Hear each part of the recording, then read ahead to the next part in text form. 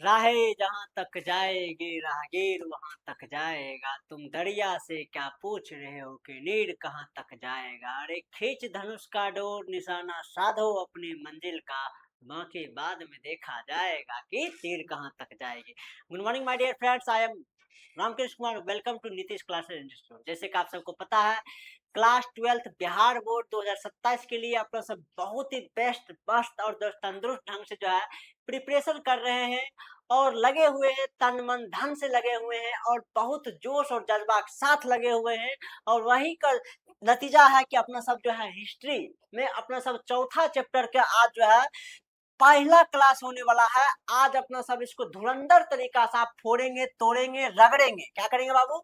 तोड़ेंगे, रगड़ेंगे, फोड़ेंगे, सारा बात यहाँ पर करेंगे। तो आइए अपना सब मिल करके इसको सबको स्टार्ट करते हैं, इस सीजन को हटाते हैं, खत्म करते हैं। तो welcome to Nitish classes institute. जैसे कि आप सबको पता है, क्लास 12th बिहार बोर्ड 2027 के लिए अपना सब प्रिपरेशन कर रहे हैं। ये अध्याय नंबर 4 है, चैप्टर 4 है, जिसका नाम है विचारक, विश्वास और इमारतें। क्या नाम है बाबू?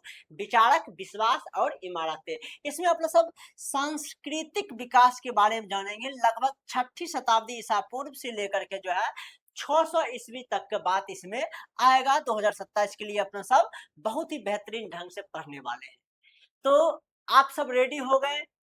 आप सब रेडी हो गए तो एक बार कमेंट बॉक्स में आप सब बता दीजिएगा यस आई एम रेडी। आप स्टार्ट कीजिए। तो आते हैं, चलते हैं, चलिए। तो इससे पहले वाला जो चैप्टर था बाबू, इससे पिछले क्लास में सेम टाइम पीरियड के बारे में पढ़े थे। क्या चीज? तो पढ़े थे 6ठी शताब्दी ईसा पूर्व से लेकर के 6ठी शताब्दी ईस्वी तक। बट उसमें अपना सब जो है पढ़े थे, अपना सब जो है उसमें राजनीति उसमें अपना सब राजनीतिक पॉइंट ऑफ व्यूज पढ़े थे, आर्थिक पॉइंट ऑफ व्यूज पढ़े थे। किससे पढ़े थे? आर्थिक, आर्थिक विकास के बारे में पढ़े थे। किसके? आर्थिक, आर्थिक विकास के बारे में पढ़े थे। और इस चैप्टर में है जो बाबू, आप सब सांस्कृतिक विकास में पढ़ेंगे। देखेंगे नए नए धर्मों का उदय होगा, नए नए नए नए विचारक आएंगे, अपना विचार देंगे, जो कि पूरा संसार में उसका विचार फैलेगा। अपना सब बात करेंगे इसमें मुख्य रूप से जैन धर्म के बारे में, बौद्ध धर्म के बारे में, स्तूप के बारे में, समझ रहे कि नहीं? इसके सब के बारे में अपना सब बहुत ही डिटेल से चर्चा करेंगे। क्या करेंगे बाबू? डिटेल से चर्चा करेंगे। चलिए तो आते हैं पहला नंबर चैप्टर पर। आप सबको चैप्टर का नाम हम बता ही दिए हैं। चैप्टर क्या है आपको हम बता ही दिए हैं, चिंतक, विश्वास और इमारतें। सांस्कृतिक विकास के बारे में पढ़ेंगे। लगभग 6ठी शताब्दी ईसा पूर्व से 6ठी शताब्दी ईस्वी तक का बात होगा। कहां तक का बात होगा? यहाँ तक का बात होगा। आप सब रेडी हैं? आई थिंक आप सब ने इसमें बहुत ही मजेदार ढंग से जो है जुटे होंगे। तो आइए स्टार्ट करते हैं। इससे पहले आपको हम बता दें एक टाइम लाइन, 6ठी शताब्दी ईसा पूर्व की बात कर लेते हैं। क्या बात कर लेते हैं? 6ठी शताब्दी ईसा पूर्व। आपको पता है 6ठी शताब्दी ईसा पूर्व में जो है बहुत बड़ा बदलाव आया। क्या आया? बहुत बड़ा बदलाव आया। यहाँ पर जो है महाजनपदा का उदय हो रहा था। किसका? इंग्लिश में न लिख के हिंदी में लिख देते हैं, महाजनपद, जनपद का उदय हुआ।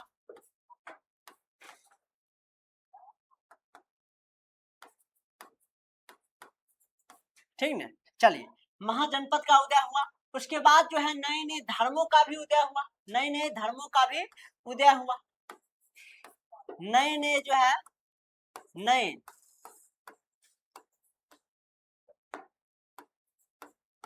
विचारक, जैसे कि धर्म का उदय हुआ। जैसे कि बात करेंगे इस समय जो है उदय हुआ जैन धर्म का। कौन धर्म का बाबू? जैन धर्म का। इस समय उदय हुआ बौद्ध धर्म का। किसका उदय हुआ? बौद्ध धर्म का उदय हुआ। हुआ कि नहीं? इस समय 16 महाजनपद का उदय हुआ। कितना? 16 महाजनपद का उदय हुआ, जिसमें आपको पता है सबसे शक्तिशाली इसमें जो है 16 महाजनपद में से निकल के आया है मगध। क्या आया था? मगध आया था। कौन आया था? मगध। आपको हम बता दें मगध कौन बाबू? बाबू मगध। देखिएगा मगध, मगध में जो है मगध में सबसे पहला जो है राजवंश स्थापन शासन क्या था? वो था हर्यक। कौन था? हर्यक वंश। और हर्यक वंश में जो है सबसे पहला जो राजा बना था वो बना था बिंबिसार। कौन था बाबू? बिंबिसार। बिंबिसार।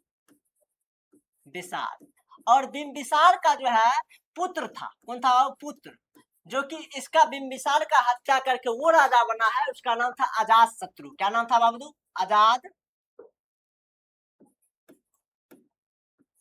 अजात शत्रु। कौन था बाबू? अजात शत्रु। आपको हम बता दें ये सबसे पहला राजा था अजात शत्रु, जिन्होंने कूटनीति का चाल चल करके जो है ये साम्राज्य को विस्तार किया था। आपको हम बता दें फूट डालो और शासन करो का नीति सबसे पहले किसने लागू किया था? ये इसी का नाम आता है अजात शत्रु। अजात शत्रु का इसका भी पुत्र था। इसका पुत्र का क्या नाम था? आपको पता होना चाहिए। इसका पुत्र का नाम था उद्यैनी। क्या नाम था बाबू? उद्यैनी। इसका पुत्र का क्या नाम था? उद्यैनी नाम था, जिन्होंने मगध साम्राज्य का राजधानी पहले जो इसका राजधानी था, पहले जो इसका जो है राजधानी था ये था राजगृह। कौन था बाबू? राजगृह, जिसको राजगीर अभी प्रेजेंट में कहते हैं। अभी आप सबने गए होंगे, मेला देखने के लिए जरूर गए होंगे। अभी राजगीर में बहुत ही जो है जबरदस्त मेला लगा हुआ है। और इस शुभ अवसर पर मोदी जी जो है सभी देशवासियों को शुभ अवसर पर मेला घूमने के अवसर पर ट्रेन फ्री कर दिया है। क्यों ना अपना सब एक बार मेला देख करके चले आए। हमारे बहुत सारा जो साथी स्टूडेंट गए हैं मेला देखने के लिए, बताएं बहुत मजेदार ढंग से जो है मेला लगा हुआ है। बताइए से या सियानु, लगा है कि नहीं? लगा है। राजगीर, वही राजगीर था मगध साम्राज्य का राजधानी। और उद्यैनी जो है बाबू, उद्यैनी इसका राजधानी स्थानांतरण बदल करके जो है ये कर दिया था पाटलिपुत्र। कौन कर दिया था? पाटलिपुत्र कर दिया था। कौन क्या था? पाटलिपुत्र। उद्यैनी कौन क्या था? उद्यैनी। ये महाजनपद का उदय हुआ था 6ठी शताब्दी ईसा पूर्व में। और उसी समय जैन धर्म और बौद्ध धर्म का भी उदय हुआ था। नए नए विचारक धर्म का उदय हुआ था। जैन धर्म का संस्थापक आपको हम बताए हैं। जैन धर्म का जो संस्थापक है उसका नाम आता है महर्षि ऋषभदेव। कौन है? महर्षि। और बौद्ध धर्म का जो है संस्थापक है ये कौन है बाबू? आपको हम बताए थे महात्मा बुद्ध। कौन थे? महात्मा बुद्ध। कौन बाबू? महात्मा बुद्ध। महात्मा बुद्ध इसके। और ऋषभदेव का जो है जन्म जो होता है महर्षि ऋषभदेव का, ये होता है 540 ईसा पूर्व में। कब होता है बाबू? 540 ईसा पूर्व में। और महात्मा बुद्ध का जो है जन्म होता है ये होता है 553 ईसा पूर्व में। कब होता है बाबू? 553 ईसा पूर्व में। ये नए नए विचारक आए। क्या है बाबू? ये नए नए धर्मों का लेकर के आए। आज अपना सब मुख्य रूप से जो है जैन धर्म बौद्ध धर्म के उदय के बारे में और जो है कैसे इसका उदय हुआ इसके बारे में पता करेंगे और किस तरह इसका फैलाव हुआ इस पर विशेष रूप से चर्चा करेंगे। समझ गए होंगे आई थिंक। चलिए इससे पहले आपको थोड़ा सा और हम बता दें, थोड़ा सा अपना सब जो है इसका टॉपिक आने से पहले इसको कैसे उदय हुआ है इससे पहले आपको हम ऋग्वेद के बारे में थोड़ा बता दें, जिसको अपना सब वेद कहते हैं। क्या कहते हैं? वेद। वैदिक काल। वैदिक काल। वैदिक काल को दो भागों में बांटा गया। किसमें भागों बाबू? दो भागों। पहला कहते हैं अपना सब अर्ली वैदिक पीरियड। कौन कहते हैं? अर्ली वैदिक पीरियड। ठीक ना? अर्ली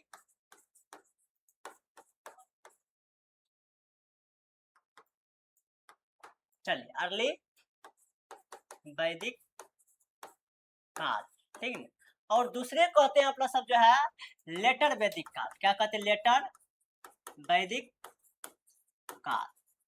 चलिए इसको दो भागों में बांटा गया। वैदिक काल जो चला है आपको पता होना चाहिए 1500 ईसा पूर्व से लेकर के जो है 1000 ईसा पूर्व तक चला था। कब तक चला था? 1000 ईसा पूर्व तक चला था।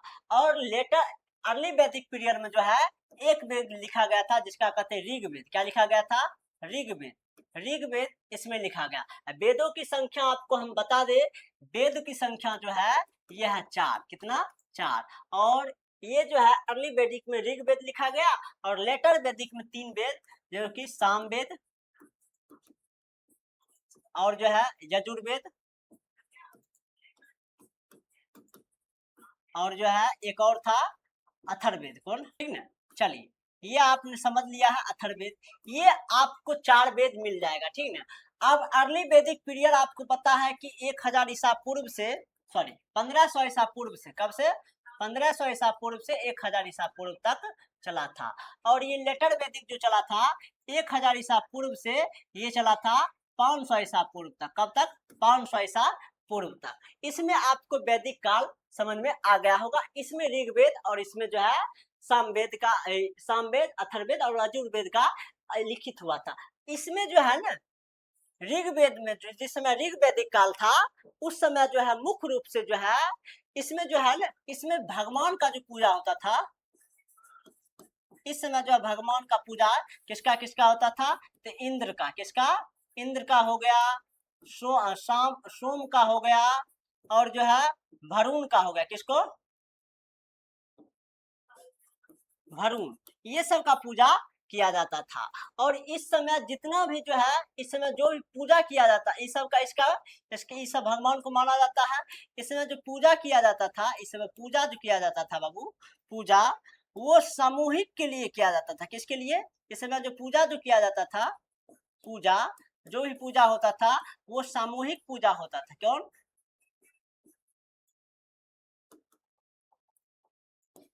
सामूहिक पूजा होता था। कौन सा पूजा होता था? सामूहिक पूजा होता था। और इस समय जो है इस समय जो भगवान के लेटर वैदिक पीरियड में जो भगवान को पूजा जाता है, इस समय देखिएगा इस समय भगवान को जो पूजा जाने लगा, इस समय ये सब पूजा नहीं हो करके का पूजा होने लगा। किसका? विष्णु का। इस समय जो है प्रजा प्रजापति का पूजा होने लगा। और इस समय जो है इस समय किसका? रुद्र रुद्र का, ये सब का जो है पूजा होने लगा। किसका होने लगा? ये सब का पूजा यहाँ पर होने लगा था। ठीक ना? ये सब का पूजा यहाँ पर बाबू होने लगा था। और इस समय जो है इस समय क्या होने लगा था? इस समय जो है जो पूजा होता था उसमें बलि दिया जाता था। क्या दिया जाता था? यज्ञ करवाया जाता था, बलि दिया जाता था। क्या? बलि। ये सब जो दिया जाता था बलिदान, ये सब अब इस समय सिंपल हो गया। क्या हो गया? सिंपल। मतलब कि अलग अलग अपना अपना जो है इस समय जितना भी पूजा पाठ होता था, जो भी पूजा होता था इस समय वो अपने अपने के लिए होता था। अपने अपने अपने अपने के लिए होने लगा था। और इस समय जो भी पूजा होता था अपने अपने के लिए होता था। और बलिदान देना सिंपल हो गया। बड़े बड़े यज्ञ करवाए जा रहे थे।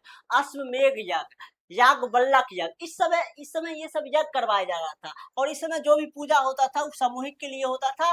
और जो भी यज्ञ और बलिदान दिया जाता था वो सभी सामूहिक के लिए होता था। इस समय नहीं होने लगा। ये सब थोड़ा थोड़ा चेंजिंग आ रहा था। क्या आ रहा था?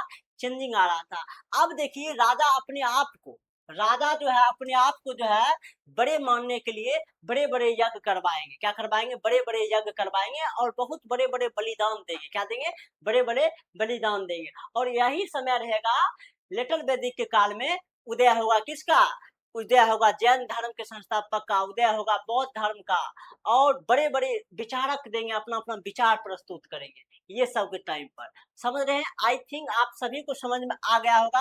ये चेंजिंग हुआ था, ये सब के कारण जो है बड़े बड़े जो है विचारक का उदय होगा। क्या होगा? उदय होगा। ठीक ना? चलिए, और ये सभी विचारक का जो है उदय हुआ है, इस सभी के बारे में हमको कैसे पता चलेगा? तो अपना सब स्टार्ट ही करेंगे अपना सब सांची के स्तूप से। किससे? सांची के स्तूप से अपना सब स्टार्ट ही करेंगे। बड़े बड़े विचारक का उदय होगा।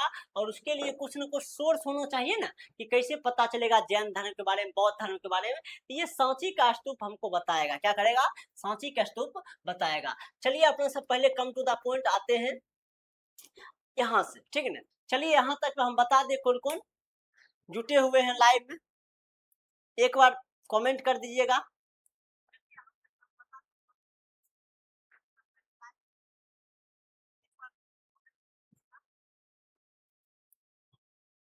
चलिए, लवली सिंह आ चुकी है। Sushmita, good evening all student, good evening. ठीक है, आई होप आप सब बहुत अच्छे तन मन धन से पढ़ते होंगे, मजे से पढ़ते होंगे। चलिए यहाँ तक में आपको समझ में आ रहा है कि नहीं? बताइएगा कि सब कुछ, कोई दिक्कत नहीं है? Okay, everything is well. पढ़ाई लिखाई तंदुरुस्त से हो रहा है, बहुत मजेदार से हो रहा है, कोई दिक्कत नहीं होना चाहिए। ठीक है ना? चलिए अपना सब स्टार्ट करते हैं। ठीक है ना? चलिए, तो अपना सब इस अध्याय में पढ़ेंगे 1000 का जो लंबी यात्रा है, इसमें अपना सब जानने का प्रयास करेंगे।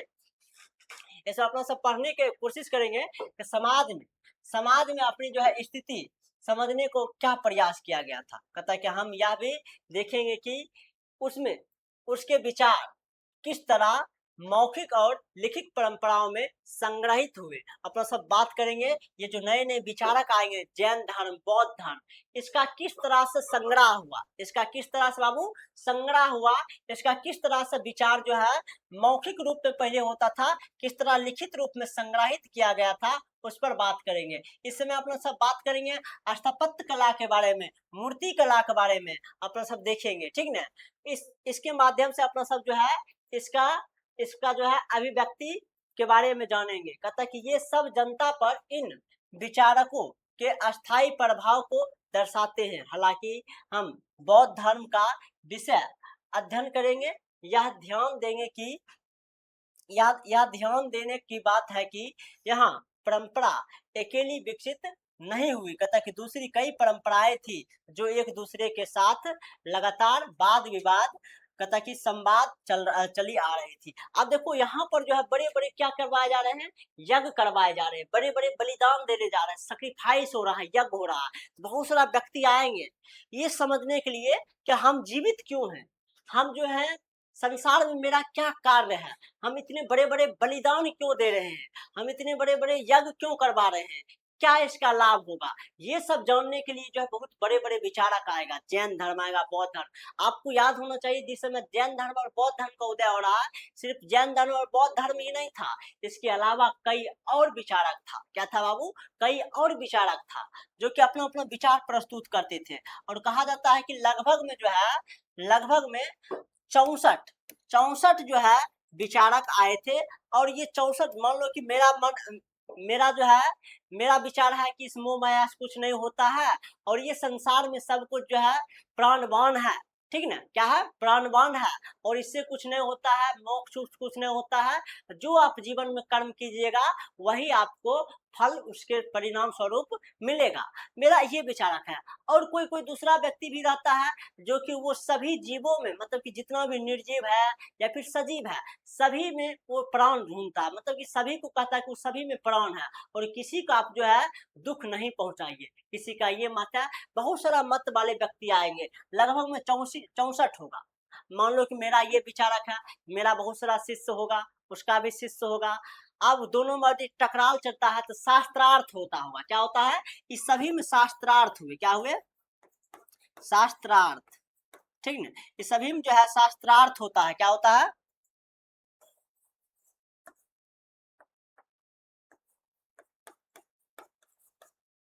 शास्त्रार्थ होता है। और शास्त्रार्थ में जो है जो जीत जाता है, मान लीजिए कि एक कोई ए विचारक का व्यक्ति है, एक कोई बी विचारक का व्यक्ति है और ये दोनों में शास्त्रार्थ हुआ। इसका मान लो 50 अनुयायी है, इसका 100 अनुयायी है। अनुयायी मतलब शिष्य, कौन है, शिष्य। अब इसका विचार दोनों में शास्त्रार्थ हुआ। मान लीजिए कि इसमें ए व्यक्ति जीत गया। अब ये जितना भी शिष्य जो इसका गुरु है ए बी व्यक्ति का और इसका शिष्य है, अब ये किसका फॉलो करने लगेगा, ए ग्रुप करने लगेगा। तो अब इसका जो है टोटल संख्या कितना हो गया, 150 हो गया। उसी तरह 64 में जो है शास्त्रार्थ हुआ और उसमें किसका उदय हुआ, दो धर्म का उदय हुआ, जैन धर्म और बौद्ध धर्म। जिस समय जो है जैसे कि आप यहाँ पर ऐसे भी समझ सकते हैं कि इस तरह यहाँ पर 16 महाजनपद में क्या हुआ, युद्ध हुआ और 16 महाजनपद में जो है लड़ाई होकर के सबसे शक्तिशाली कौन निकला, मगध निकला। उसी तरह जो है ये सभी 64 विचारक में क्या हुआ, शास्त्रार्थ हुआ और शास्त्रार्थ में दो प्रमुख रूप से उदय हुआ, जैन धर्म और बौद्ध धर्म। और यही जैन धर्म और बौद्ध धर्म के बारे में अपना सब इस चैप्टर में पढ़ने वाले हैं। बताइए आपको समझ में आ रहा है कि नहीं, आप सब बताइएगा, ये सब समझ में आ रहा है कि नहीं। अब देखिएगा इसमें जो है ना, इस सब विचारक में जो है, ये सब परंपरा में एक दूसरे के साथ लगातार जो है वाद विवाद होते रहता था। देखिए अभी वाद विवाद बताए 64 के बीच में वाद विवाद होते रहता था और इसमें जो है निकल के आया है जैन धर्म और बौद्ध धर्म, ठीक है ना। इसमें से क्या निकल का आया, जैन धर्म और बौद्ध धर्म। और इन रोमांच विचारों और विश्वासों की दुनिया के पुनर्निर्माण के लिए इतिहासकार जिन स्रोतों की इस्तेमाल करते हैं, और इस सभी के बारे में जानने के लिए कौन कौन सा स्रोत का इस्तेमाल करते हैं, बौद्ध, जैन और जो है ग्रंथों के अलावा कथा की इमारतों और अभिलेख जैसे कथा प्रभुत्व मात्रा में उपलब्ध भौतिक साक्ष्य भी शामिल है। इसमें जो है इस सभी के बारे में इस 6ठी शताब्दी ईसा पूर्व से आपको 600 ईस्वी के बीच में जो है सांस्कृतिक प्रभाव को जानने के लिए इतिहासकार कौन कौन सा स्रोत का इस्तेमाल करता है, याद रखिएगा। जैन धर्म का स्रोत का इस्तेमाल करता है, जैन ग्रंथ का, बौद्ध ग्रंथ का इस्तेमाल करता है, ब्राह्मण ग्रंथ का इस्तेमाल करता है। किसका? ब्राह्मण ब्राह्मण ग्रंथ का इस्तेमाल करता है। इसमें जो है इमारत का इस्तेमाल करता है, बड़े बड़े जो इमारत बनाए हुए जैसे कि स्तूप, ये सब का इस्तेमाल करता है। अभिलेख का इस्तेमाल करता है, उस समय जो भी अभिलेख अभिलेख लिखवाए गए थे उसका इस्तेमाल करते थे। ये सब स्रोत हो गया। क्या हो गया बाबू? स्रोत। कौन सा? जैन धर्म का स्रोत है, बौद्ध ग्रंथ का स्रोत है, ब्राह्मण ग्रंथ का स्रोत है, इमारत जैसे स्तूप का स्रोत है। ठीक ना? तो आते देखते हैं, सबसे पहला जो है ये स्तूप आपको दिखाई देता होगा। ये है स्तूप। क्या है बाबू? ये है, इसको कहते हैं अपन सब स्तूप। क्या कहते हैं? स्तूप। ये है स्तूप। इस स्तूप से जो है, ये स्तूप का जुड़ाव किससे है? ये स्तूप का जुड़ाव है बौद्ध धर्म से। किससे बाबू? है बौद्ध धर्म से। समझ रहे ना? तो चलते हैं, सबसे पहले जो है बौद्ध धर्म के बारे में। आपको सबसे पहला एक स्तूप आता है, सांची का स्तूप। क्या आता है? सांची का स्तूप। बहुत ही बड़ा था, विशाल था। कैसे पता चला सांची का स्तूप के बारे में? आपको पता होना चाहिए। सांची का स्तूप जो है भोपाल में है। कहाँ पर है?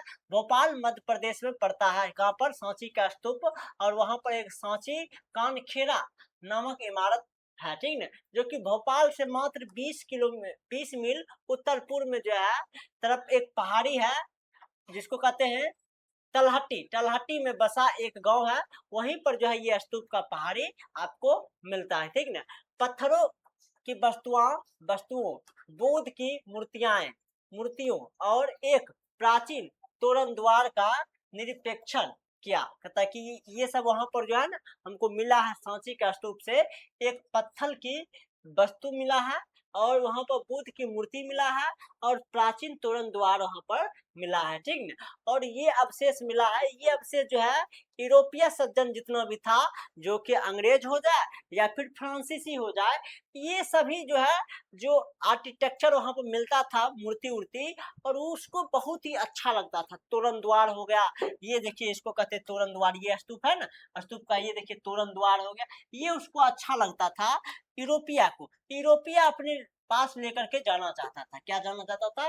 वो उसको बहुत ही रुचि था ये प्राचीन इतिहास के बारे में। ठीक ना? जैसे कि उसमें एक व्यक्ति आते हैं, मेजर अलेक्जेंडर कनिंघम। कौन आते हैं? मेजर अलेक्जेंडर कनिंघम, जो कि ये सर्वेयर थे। ठीक ना? और अंग्रेज अधिकारी का सर्वेयर थे। ठीक ना? ये मेजर अलेक्जेंडर कनिंघम ने जो है इस इलाके में आकर के जो है कई हफ्ते तक रुका, और यहाँ का अवशेषों का जो है निरीक्षण, मतलब बहुत इससे जो है इस पर यहाँ पर वहां पर उसका जो है क्या किया, यहाँ पर उसका जो है जांच पड़ताल किया। उन्होंने इस जगह का जो है चित्र बनवाए। ठीक ना? तो ये अलेक्जेंडर कनिंघम, और यहाँ का अभिलेख जो भी मिला उसको पढ़ने का प्रयास किया। और ये गुम्बद नुमा जो है ढांचे के बीचों बीच खुदाई किया। ये गुम्बद नुमा, आप देखिएगा ये गुम्बद टाइप का बना हुआ रहता है, ये गुम्बद नुमा रहता है। इसको बीचों बीच खुदाई करके जानना चाहे इसके अंदर में क्या है। कौन? Alexander Cunningham. कौन बाबू? Alexander Cunningham. ठीक ना? ये बीचों बीच खुदाई करके जानना चाहे। उन्होंने खोजने के निष्पादों को कहता कि एक अंग्रेजी पुस्तक में लिखा, और इस पर जितना भी बात इस सांची का स्तूप पे, जितना भी बात ये सांची का जो है स्तूप जो था, स्तूप पता चला है अलेक्जेंडर कनिंघम को, उस पर एक बुक लिखा। क्या लिखा? और बुक लिखा। और वो बुक जो है किसको सौंप दिया? वो बुक जो है भोपाल के नवाब, मतलब शासक, जो कि उस समय जहाँ शाहजहां बेगम थी। कौन थी बाबू? शाहजहां बेगम। इसका शासन काल 1867 से जो है 1901 तक था। इसको जाकर के सौंप दिया, और उस पुस्तक का जो है नाम रखा गया आत्मकथा ताज उल इकबाल, तारीख भोपाल। ये जो पुस्तक लिखा है ना, ये जो पुस्तक अलेक्जेंडर कनिंघम लिखे हैं, ये किसको सौंपा है? ये शाहजहां बेगम को सौंपा है। और उस पुस्तक का नाम जो है शाहजहां बेगम क्या रखी है? ताज उल इकबाल तारीख जो कि इसका पुस्तक का नाम है, इसका मतलब हो गया भोपाल का इतिहास, ठीक ना। और इसको जो है 1876 ईस्वी में जो है एच डी वारस्टो ने जो है इसका अनुवाद किया था, ठीक ना। इसका एच डी वारस्टो जो है इसका क्या किया था, अनुवाद किया था। क्या किया था, अंग्रेजी में अनुवाद किया था, ठीक ना। ये देखिए शाहजहां बेगम है, ये कौन है, शाहजहां बेगम का पिक्चर आप देख सकते हैं, शाहजहां बेगम। इसी को जो है अलेक्जेंडर कनिंघम जो है वो बुक जो लिखा था उसको सौंपा था, ठीक ना।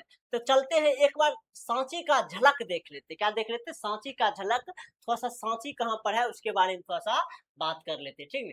19वीं शताब्दी में जो है यूरोपियो यूरोपियों में सांची के स्तूप को लेकर काफी दिलचस्पी थी। सांची का जो स्तूप था उसको लेकर के यूरोप वासियों में बहुत सारा दिलचस्पी था।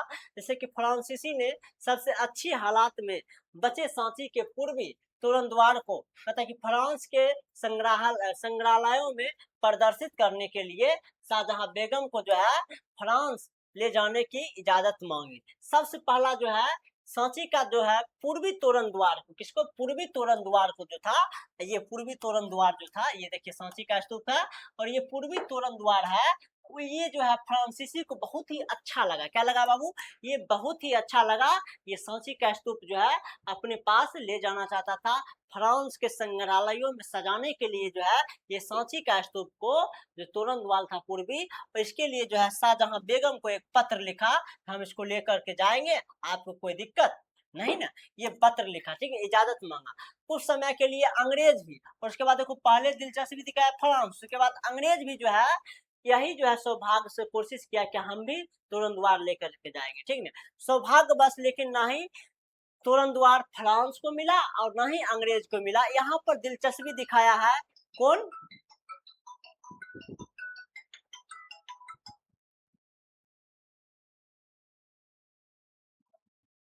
यहाँ पर दिलचस्पी दिखाया है, यहाँ पर शाहजहां बेगम बहुत ही जो है चापलूसी जो है प्लास्टर प्लास्टर का जो है प्रतिक्रियाएं बना करके जो है, मतलब कि नकली डुप्लीकेट जो है same to same to copy बना करके सांची का स्तूप का तोरण द्वार के इसी टाइप का जो है डुप्लीकेट बना करके जो है अंग्रेज को और फ्रांस को दोनों को दे दिया। क्या दे दिया, दोनों को दे दिया, ताकि जो है मूल कृति जो बचा हुआ था भोपाल के वो वहीं पर ठहरा रहा, और वो डुप्लीकेट प्लास्टिक जो है अंग्रेज और जो है फ्रांस दोनों लेकर के चले गए।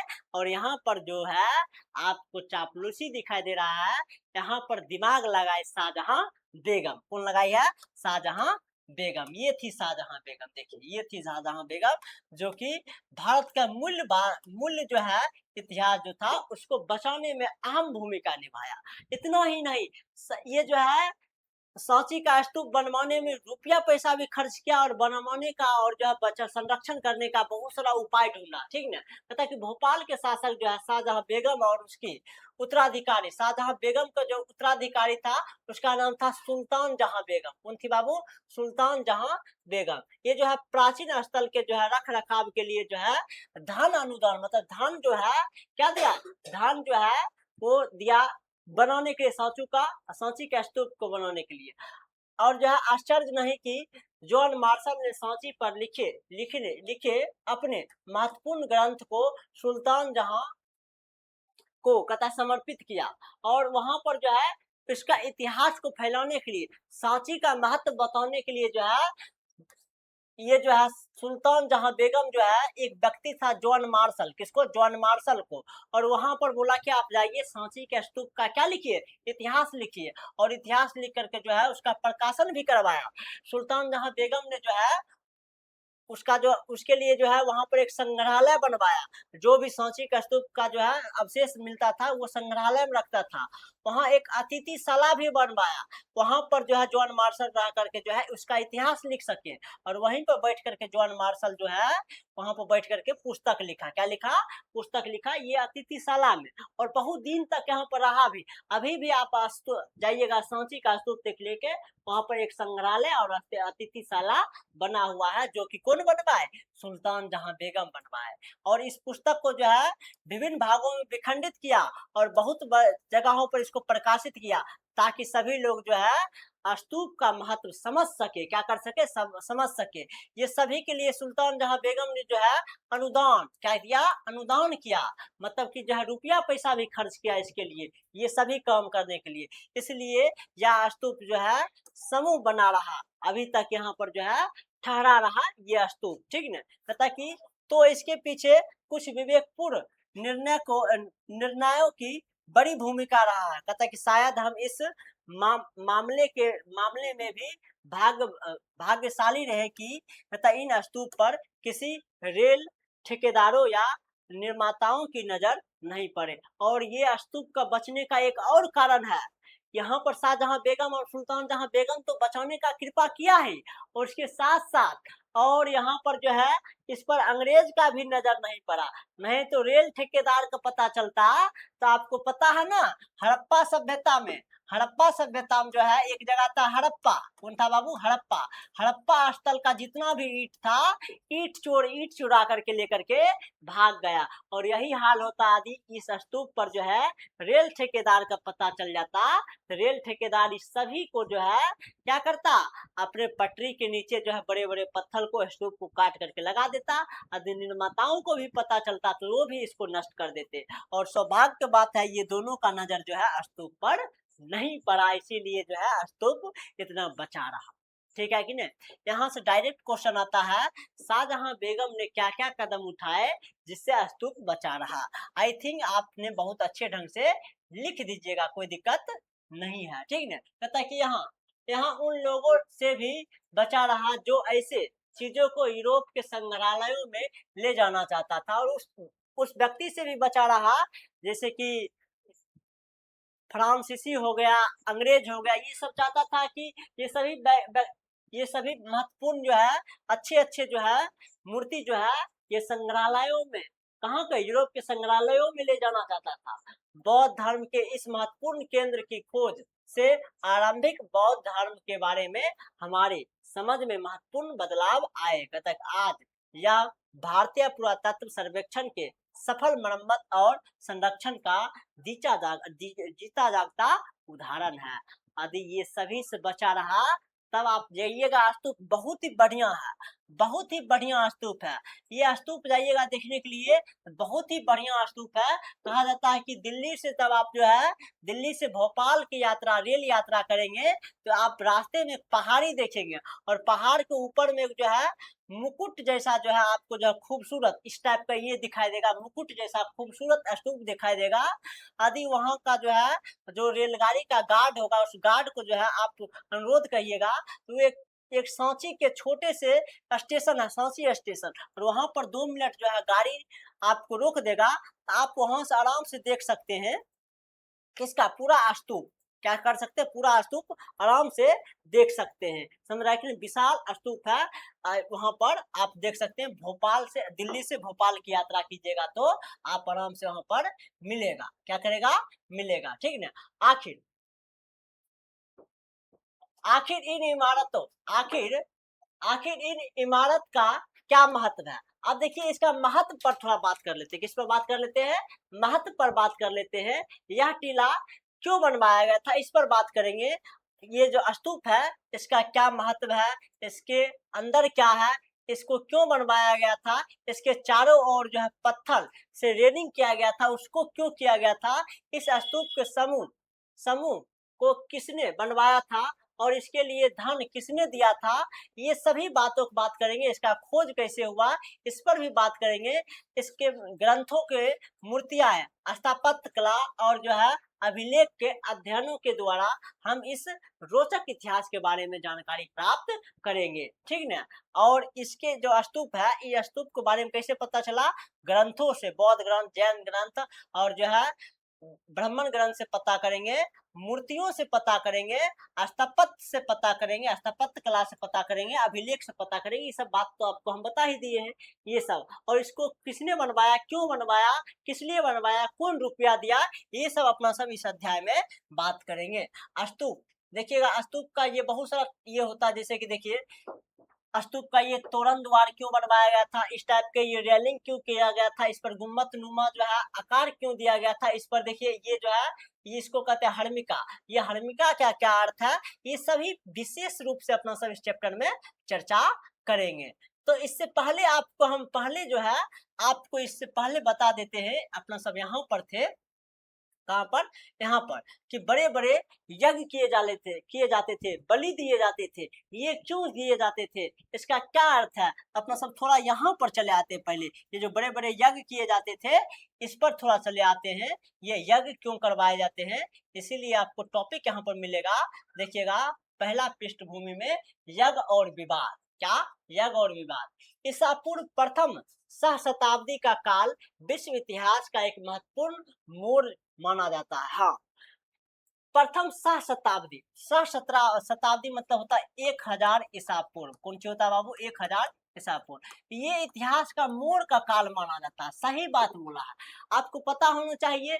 ये 1000 ईसा पूर्व में जो है, 1000 ईसा पूर्व में जो है क्या होने लगा था, यहाँ पर जो होता था, यहाँ पर जो है लोहा का आविष्कार हो चुका था, किसका, लोहा का आविष्कार इधर हो चुका था, जिससे जो है लोग हड़प्पा सभ्यता जिस टाइप का था जिधर, उधर से हट करके लोग कहाँ आने लगा था, यहाँ पर लोग मतलब कि भारत के गंगा ब्रह्मपुत्रा घाटी में बसने लगा था। कहाँ पर बसने लगा था बाबू, गंगा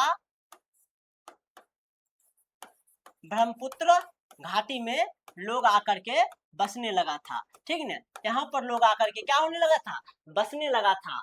और ये जो है इसी समय जो है बहुत बड़े बड़े चिंतक मतलब विचारक, थिंकर जिसको कहते हैं थिंकर, उसका उदय हो रहा था। और वो अपने आप को समझना चाहता था कि ये जीवन क्या है, मृत्यु क्या है, ये मोह माया क्या है, ये संसार क्या है, ये लोक क्या है, प्राण क्या है, इसके बारे में ये सब जो है जानना स्टार्ट कर दिया था। जैसे कि उदय होगा, आप जैसे देखिएगा एक जो है ईरान में व्यक्ति थे जिसका नाम था जारथुस्त्र, इसका उदय होगा।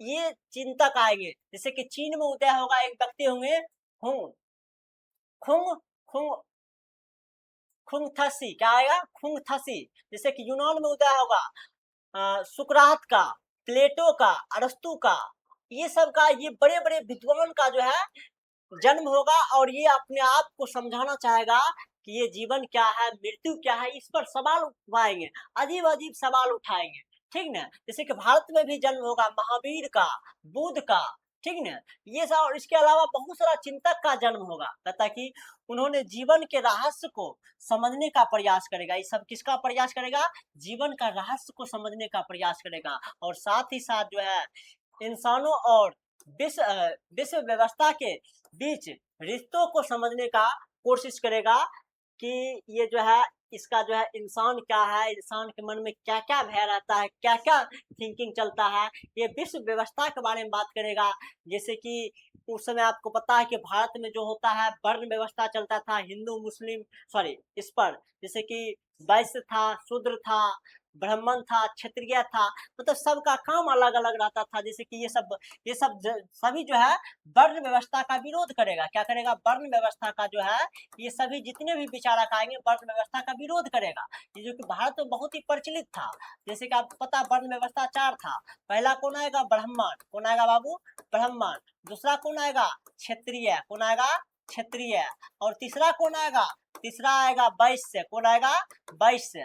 और चौथा कौन आएगा, चौथा आएगा शूद्र, कौन आएगा बाबू, शूद्र। और इसका सभी का काम अलग अलग रहता है, क्या रहता है, अलग अलग। ब्राह्मण का काम होता है कि यज्ञ करना, यज्ञ करवाना, वेद पढ़ना और पूजा पाठ करवाना। और क्षत्रिय का काम होता है राजा वाला, इसका भी काम होता है यज्ञ पढ़ना, यज्ञ करवाना, यज्ञ करना, ठीक ना। और इसका काम होता है लोगों का रक्षा करना, इसका काम होता है वेद पढ़ना। वैश्य का भी काम वही होता है व्यापार वाला, और जो है यज्ञ करना, यज्ञ करवाना और वेद पढ़ना। लेकिन शूद्र जो होता है इसको वेद पढ़ने का अधिकार नहीं दिया जाता है।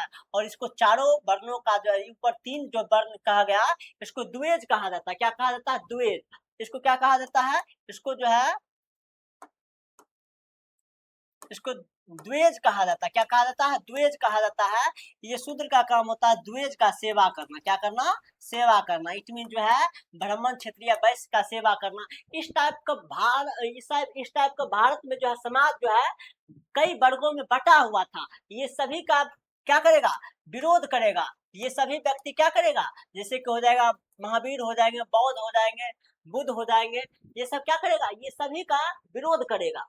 ठीक ना? कहता कि यही वह समय था जब गंगा घाटी में जो है नए नए राज्यों का उदय हुआ। यही वो समय आ जाएगा उधर जो है 16 महाजनपद का उदय होगा। ठीक ना? बहुत सारा जो है गंगा घाटी का उदय होगा और उसमें सबसे महाजनपद शक्तिशाली निकल के आएगा कौन? मगध।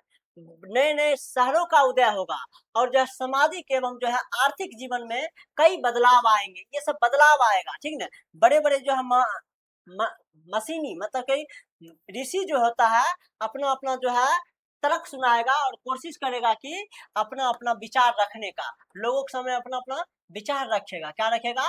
विचार रखेगा। जैसे कि यज्ञों की परंपरा कैसे चला है, ये चिंतक, धार्मिक विश्वास और जो है व्यवहार की कई अब धारणाएं प्राचीन युग से ही जो है चली आ रही थी। जैसे कि पूर्व वैदिक काल, इसको कहते हैं अर्ली वैदिक काल। क्या कहते हैं? अर्ली वैदिक पीरियड। इस समय जो है जैसे कि आपको पता होना चाहिए कि जब 1500 ईसा पूर्व से 1000 ईसा पूर्व तक चला है, इस समय ऋग्वेद का संकलन हुआ। किसका हुआ? ऋग्वेद का संकलन हुआ। और इस समय जो है ऋग्वेद में अग्नि का पूजा किया जाता था, इंद्र का पूजा किया जाता था, सोम का पूजा किया जाता था। ये सब देवता हुए और ये सब देवता को पूजा किया जाता था। ठीक है? और ये जो है इस समय जो है पूजा जो किया जाता था, किसके लिए पूजा किया जाता था? अपने लोगों के मवेशी के लिए, बेटों के लिए, अपने स्वास्थ्य के लिए, लंबे उम्र के लिए, इसके लिए प्रार्थना करते थे। इसके लिए पूजा और जो है ये सब पूजा पाठ करवाते थे और करते थे। समझ रहे कि नहीं? इसमें कौन कौन भगवान की पूजा जा रहा है? अग्नि को, इंद्र को, सोम का। ऐसे में पूजा किस लिए करवा जा रहा है? अपने मवेशियों के लिए, अपने बेटों के लिए, अपने स्वास्थ्य के लिए, लंबी उम्र के लिए, इस सब के लिए पूजा पाठ हो रहा है। समझ रहे कि नहीं? और जो है शुरू शुरू में देखिए उसके बाद और कहेगा यहाँ पर, कहता कि शुरू शुरू में जो है यज्ञ सामूहिक रूप से किए जाते थे। और इस समय जो है क्या यज्ञ जो किया जाता था सामूहिक रूप से किया जाता था। मतलब कोई एक व्यक्ति का अधिकार नहीं होता, समूह में किया जाता था। और जैसे ही 1000 ईसा पूर्व आया, 1000 ईसा पूर्व से 1500 ईसा पूर्व, जबकि लेटर वैदिक पीरियड चला है। ठीक ना? मतलब कि अंतिम वैदिक पीरियड चला है। इस समय जो है अब जो है न बड़े बड़े यज्ञ करवाए जा रहे हैं। छोटा व्यक्ति करवा ही नहीं रहा। अब सामूहिक यज्ञ खत्म होकर के बड़े बड़े राजा महाराजा या फिर जो है जो जमींदार है, जो बड़े आदमी है, वो यज्ञ करवा रहे हैं। यज्ञ का नाम है जैसे कि राजसूय, राज राजसूय यज्ञ हो गया, अश्वमेघ यज्ञ हो गया। ये सभी यज्ञ कौन करवाते थे? बड़े बड़े राजा करवाते थे। कौन करवाते थे? ये राजा करवाते थे। जैसे कि सरदार हो गया, राजा, ये सब यज्ञ करवाते थे अपना जो है अनुष्ठान के लिए। जैसे कि अनुष्ठान मतलब पूजा पाठ के लिए। ये जो है जो भी यज्ञ करवा रहे हैं उसके लिए ब्राह्मण आते थे, ब्राह्मण पूजा करवाते थे। कौन करवाते थे?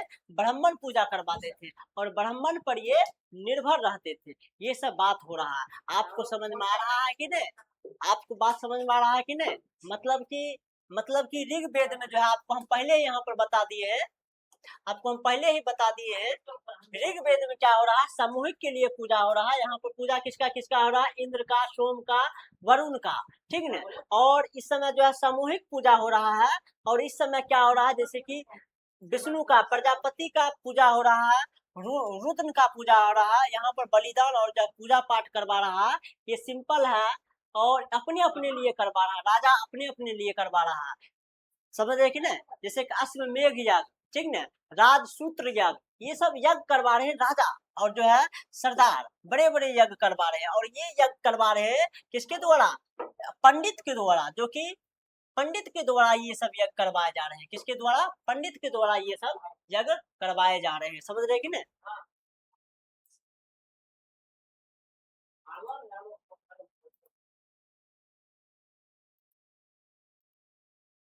चलिए देखिए उसी तरह जो है एक जो है हमको जो है अग्नि प्रार्थना के लिए हमको बताया जा रहा है। ये ऋग्वेद में हमको मिलता है। ऋग्वेद में हमको बताया जा रहा है अग्निवेद आवाहन के लिए, मतलब पूजा के लिए। ये सब एक हमको जो है मंत्र बताया जा रहा है।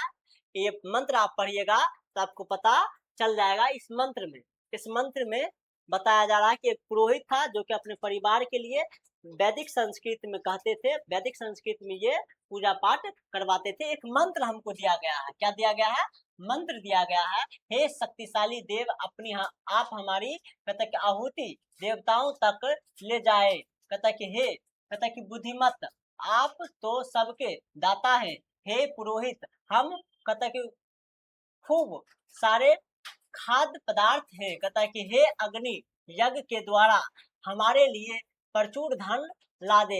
हे अग्नि, जो आपकी प्रार्थना करता है उसके लिए आप सदा के लिए कहता कि पुष्टिवर्धक अद्भुत गाय ला दे। कहता हमें हमें एक पुत्र मिले जो हमारी वंश को आगे बढ़ाए। इस टाइप के जो है ये पूजा पाठ करवा रहे थे संस्कृत भाषा में। किस भाषा में? संस्कृत भाषा में। और उस समय जो है नए नए विचारक जो आए थे, जैसे कि आपको पता है जो है सुकरात आ गए थे, आपको पता है कि महावीर आए थे, बौद्ध आए थे। ये सब का जो है उदय हुआ था। इसके मन में जो है नए नए प्रश्न उठ रहा था। क्या रहा था? प्रश्न उठ रहा था। जैसे कि इसी समय जो है उपनिषद का भी उदय लिखा जा रहा था। उपनिषद, कौन सी उपनिषद? जो कि 118 उपनिषद, 118 उपनिषद है। कितना? 118 उपनिषद है। 6ठी शताब्दी ईसा पूर्व से ही स्टार्ट हो गया था लिखना, ठीक ना। कहता है कि इसमें जो है नए नए सवाल उठाते थे वो सभी व्यक्ति, जैसे कि जीवन का अर्थ क्या है, मृत्यु के बाद जीवन की संभावना और जो है पुनर्जन्म के बारे में कैसे जान पाएंगे, क्या होता है पुनर्जन्म, क्या होता है मृत्यु, इसके बारे में जानना चाहते थे। पुनर्जन्म अतिथि के कर्मों के कारण होता है। जैसे पुनर्जन्म जो चलते रहता है, क्या ये हमारे कर्म का देन होता है? जैसे कि इस जीवन में हम ऐसा कर्म करेंगे, अगला जन्म में इसके अनुसार क्या हमको तय होता है जन्म, कि इस टाइप इस बार जो हम अच्छे कर्म करेंगे, अगले बार जो है हमको अच्छा में जन्म होगा, और यदि खराब काम करेंगे हमको जो है नरक में जन्म होगा। इस टाइप के क्या भावना था, ये सब के बारे में बात हो रहा है। क्या हो रहा है? बात हो रहा है। ऐसे मुद्दों पर जो है पुरजोर बहस होता था। जैसे कि मनीषी, मतलब कि जो भी मतलब कि मुनि होते थे, मतलब ऋषि होते थे, वे जो है परम यार्थ की प्रकृति से को समझने और अभिव्यक्त करने में लगे होते थे। जैसे कि वैदिक परंपरा से बाहर कुछ दार्शनिक यह सवाल उठा रहे थे कि सत्य एक होता है क्या, सत्य होता है या फिर अनेक होता है? जो कि सत्य होता है, क्या वो एक होता है कि अनेक होता है? लोग यज्ञों के महत्व के बारे में चिंता कर रहे थे कि हम इतने बड़े बड़े यज्ञ क्यों करवा रहे हैं, हवन क्यों करवा रहे हैं, पूजा क्यों कर रहे हैं। ये सब पर सभी लोग क्या करते थे? क्वेश्चन उठाते थे। क्या करते थे? क्वेश्चन उठाते थे। जैसे कि इसी सब क्वेश्चन उठा करके जो है, और इसमें सबका मत अलग अलग रहता था। क्या रहता था? सबका मत अलग अलग होता था, सभी में वाद विवाद होता था।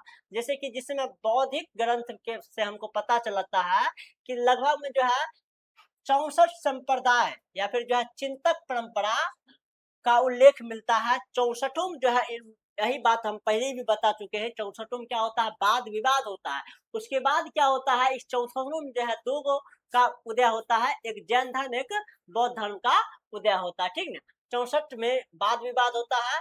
इससे हमें कहता है जीवंत चर्चाओं और जो है विवादों की एक कहता है कि झांकी मिलती है। कहता है कि शिक्षक एक जगत से दूसरे जगत घूम घूम कर अपने दर्शन या जो है भविष्य विश्व के विषय में अपने समझ को लेकर एक दूसरे के साथ सामान्य लोगों से तर्क वितर्क करते थे। मतलब कि एक जैसे कि जंगल में हो गया, जैसे कि हम एक गुरुजी हुए, एक गुरुजी और दूसरे हुए, उसका विचार अलग है, मेरा विचार अलग है। अब कौन विचार किसका सही है, अब कौन तय करेगा? दोनों में पहले शास्त्रार्थ होगा, और शास्त्रार्थ में जो जीत जाएगा उसका जो है पालन होगा, उसका बात का मान्यता होगा, वो सत्य कहलाएंगे, और जो हार जाएंगे वो असत्य कहलाएंगे। इसी तरह 64 गो वाद विवाद होता है। 64 गुरु जी रहते हैं।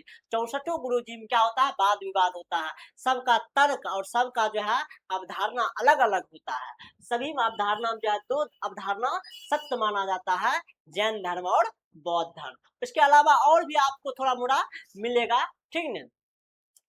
तो उसका सबका भी उदय होता है। ये सब घूम घूम कर जो है एक जगह दूसरे जगह जाते थे, विश्व के सभी भागों में जा करके जो है लोग एक दूसरे को बताते थे, सभी लोगों को जो है तर्क वितर्क देते थे कि ऐसा नहीं होता है, आप सब जो है यज्ञ कर रहे हैं अपने लिए नहीं, इसमें कुछ नहीं रखा होता है, आप कर्म कीजिए, कर्म के अनुसार। कोई कर्म पर विश्वास रखता है, कोई कहता है कि नहीं नहीं पहले ही फिक्स है कि हमारा कर्म पहले ही फिक्स हो जाता है और वही कर्म के अनुसार हम सब चलते हैं। कोई कहता है नहीं नहीं कर्म करना पड़ता है, कोई कहता है कि कर्म कुछ नहीं होता है, ये जो होता है शरीर जो होता है पांच तत्व से बना होता है और मृत्यु के बाद जो है पांचों तत्व जो है पांचों तत्व में जो है शरीर का अंग विलीन हो जाता है। कुछ ऐसा अवधारणा देंगे, मतलब सभी का अलग अलग अवधारणा आप देखिएगा, ठीक है ना।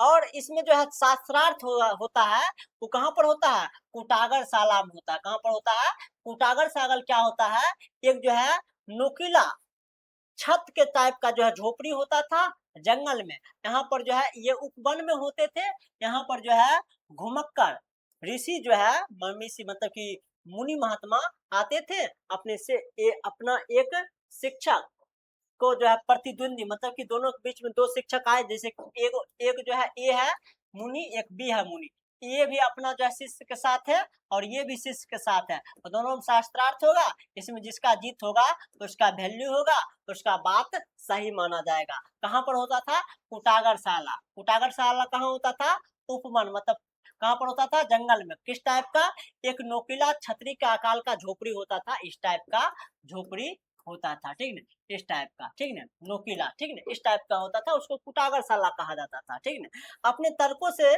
समझा लेते थे, वह अपने अनुयायी के साथ उसका शिष्य बन जाते थे, मतलब इसमें जिसका जीत होता था वो अपने और अपना शिष्य को साथ लेकर के जो है उसका क्या बन जाते थे, उसका अनुयायी, उसका भक्त बन जाते थे। इसीलिए इसलिए किसी भी संप्रदाय के लिए समर्थन समय के साथ बढ़ता घटता रहता था। इसलिए जो है कोई संप्रदाय का समर्थक बढ़ जाता था, कोई संप्रदाय का समर्थन घट जाता था।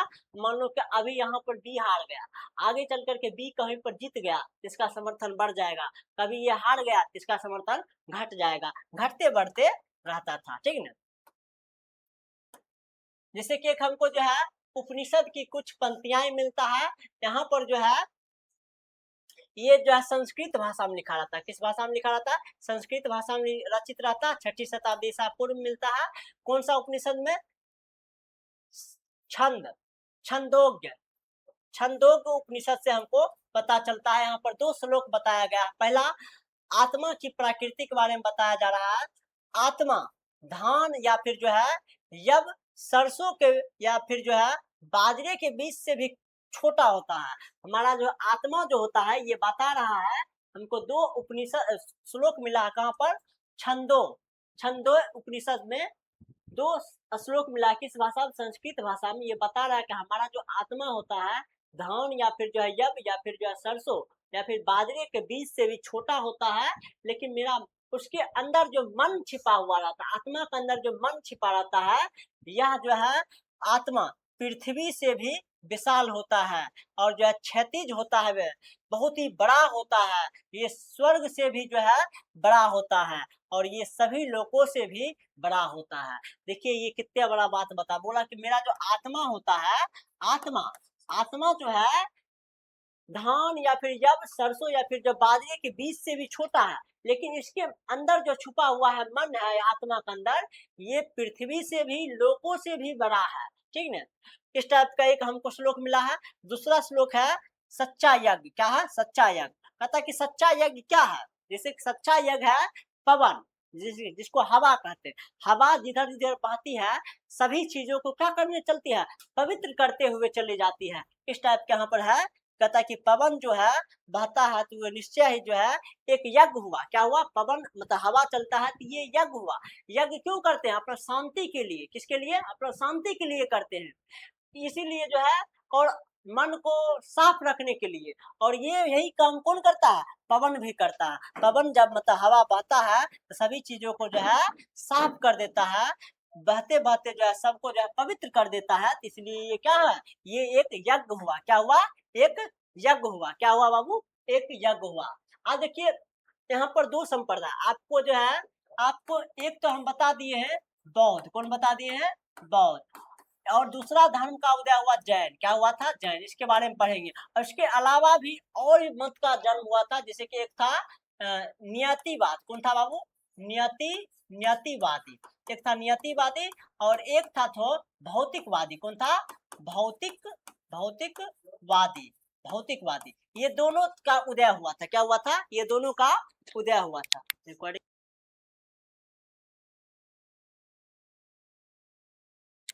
ये दोनों का क्या होता है? उदय होता है। देखिए इसका भी थोड़ा मत अपना सब पढ़ लेते हैं, नियतिवाद क्या कहता है और भौतिकवाद क्या कहता है। देखिए सबसे पहले जो है, ये जो है नियतिवाद और जो है भौतिकवाद के बारे में हमको कहाँ से पता चलता है? सूत पिटक से पता चलता है। किससे पता चलता है? सूत पिटक से पता चलता है। आपको बता दे, अजात शत्रु राजा था, ये बुद्ध से गया बातचीत करने के लिए। ये बताता है अजात शत्रु ने जो है बुद्ध के पास गया और वो जो है एक गुरु से मिला जिसका नाम है मखली गौशाला। क्या किसे मिला? मखली गौशाला।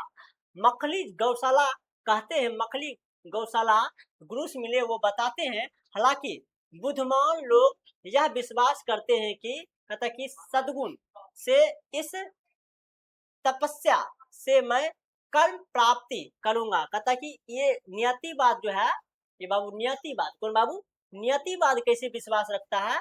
ये विश्वास रखता है किस पर? ये विश्वास रखता है कर्म पर। किस पर? कर्म पर। मतलब कि जिस टाइप का कर्म कीजिएगा उस टाइप का आपको क्या मिलेगा? उस टाइप का आपको जो है फल मिलेगा। मतलब कि कर्म और कर्म पर आपका इस पर आधारित होता है। कर्म अच्छा कीजिएगा तो आपको मुक्ति मिलेगा, इट मीन मोक्ष का प्राप्ति होगा। कर्म अच्छा नहीं कीजिएगा आपको मोक्ष की प्राप्ति नहीं होता है। किस पर विश्वास रखता है? नियतिवाद। नियतिवाद किस पर विश्वास रखता है? कर्म पर। किस पर विश्वास रखता है? कर्म पर। ये बात आप समझ रहे हैं। आपसे पूछा जाएगा नियतिवाद के गुरु कौन है, तो आपको याद रखिएगा मखली गौशाला। कौन है? मखली गौशाला नियतिवाद के गुरु है। इस पर कर्म पर विश्वास रखता है। कहता कि सुख और दुख मानो पूर्व निर्धारित होता है। मतलब कि ये जो सुख होता है और ये दुख होता है, ये पहले से ही निश्चय कर लेता है, ये पहले से ही तय होता है। और इस संसार में जो है इसको कोई बदल नहीं सकता है।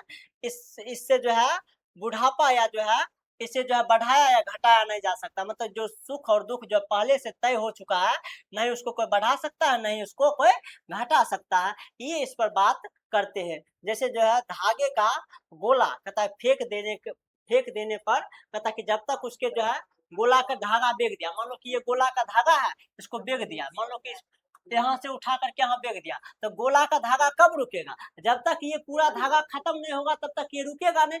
उसी तरह कहता है कि कर्म से आप कब मुक्ति पाइएगा? जब तक आपका जो तय हो गया है सुख और दुख जो लिखा गया है, तब तक वो पूरा आप करिएगा नहीं, तब तक आपको जो है इससे कोई आपको छुटकारा नहीं दे सकता है। क्या कर सकता है? नहीं दे सकता है। ये होता है कौन? नियतिवाद। कौन था? नियतिवाद। और भौतिकवाद के बारे में भी बता देते हैं आपको जो है। बुक हम तो पीडीएफ यहाँ तक नहीं बना पाए हैं, भौतिकवाद के बारे में भी आपको हम बता देते हैं थोड़ा सा, उसके बाद अपना सब खत्म करेंगे, ठीक है। भौतिकवाद क्या कहता है देखिए।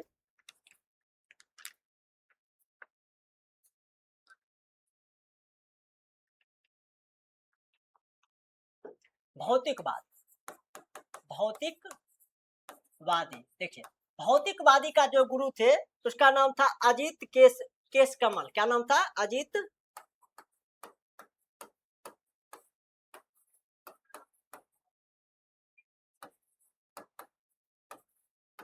अजीत केश कमलिन। कौन नाम था बाबू? इसके गुरु कौन थे? भौतिकवाद के गुरु कौन थे? अजीत केश कमलिन। ये कहते थे शरीर जो बाबू बना हुआ है, शरीर बना हुआ है चार अंगों से। किससे बना हुआ है? चार अंगों से शरीर बना हुआ है।